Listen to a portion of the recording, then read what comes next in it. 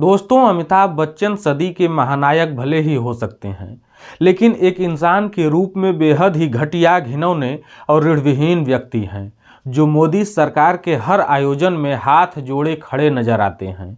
वहीं दूसरी तरफ उनकी पत्नी जया बच्चन, जो संसद में तीखे सवाल पूछती हैं, सरकार को घेरती हैं और सत्ता पक्ष को असहज कर देती हैं। महाकुंभ में हुई भगदड़ और सरकार की चुप्पी पर भी जया बच्चन ने बड़ा सवाल उठाया है।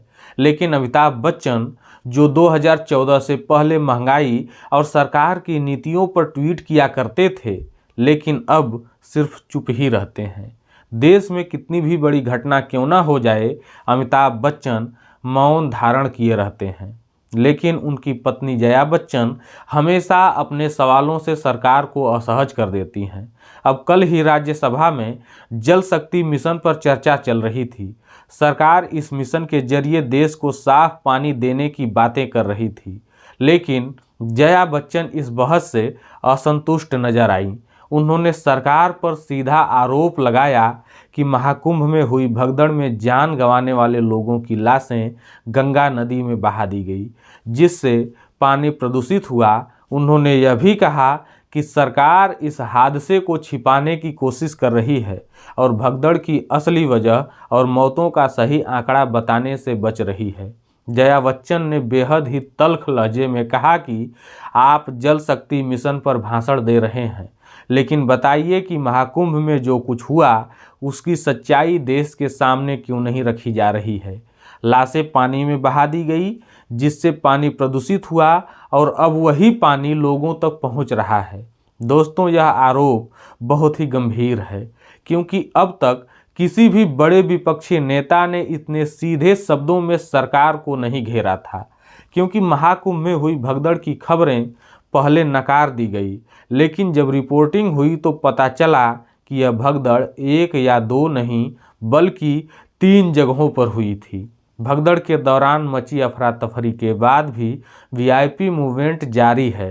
प्रधानमंत्री नरेंद्र मोदी के कुंभ स्नान को लेकर भी सवाल उठ रहे हैं कि क्या वे इस घटना के कुछ दिन बाद, जब नहाने वाले श्रद्धालुओं की संख्या कम हो जाती, तब वहां नहीं जा सकते थे? क्या भगदड़ के बावजूद बड़े नेताओं का वहां जाना जरूरी था? 2014 से पहले जब यूपीए सरकार थी, तब अमिताभ बच्चन भी महंगाई और सरकार की नीतियों पर ट्वीट किया करते थे। पेट्रोल डीजल की बढ़ती कीमतों पर चिंता जताते थे। लेकिन जब से केंद्र में नरेंद्र मोदी की सरकार आई है, वे खामोश हैं। याद कीजिए, अयोध्या में राम मंदिर के प्राण प्रतिष्ठा कार्यक्रम में जब मोदी जी पहुंचे थे, तब अमिताभ बच्चन हाथ जोड़कर उनका अभिवादन कर रहे थे। वहीं दूसरी तरफ उनकी पत्नी जया बच्चन संसद में मोदी सरकार की आलोचना ऐसी करती हैं कि मोदी सरकार की बखिया उधेड़ कर रख देती हैं।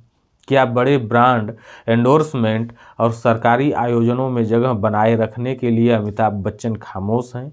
और सबसे बड़ा सवाल, क्या जया बच्चन का संसद में बोलना और अमिताभ बच्चन का सत्ता के आगे झुकना सत्ता के प्रति दो अलग अलग दृष्टिकोण को नहीं दिखाता?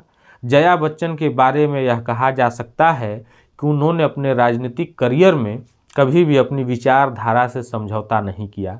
समाजवादी पार्टी की राज्यसभा सांसद के रूप में वे हमेशा सरकार से जरूरी सवाल पूछती रही हैं। महंगाई हो, महिला सुरक्षा हो या अब महाकुंभ का मुद्दा हो, वे हर बार सरकार से जवाब मांगती हैं।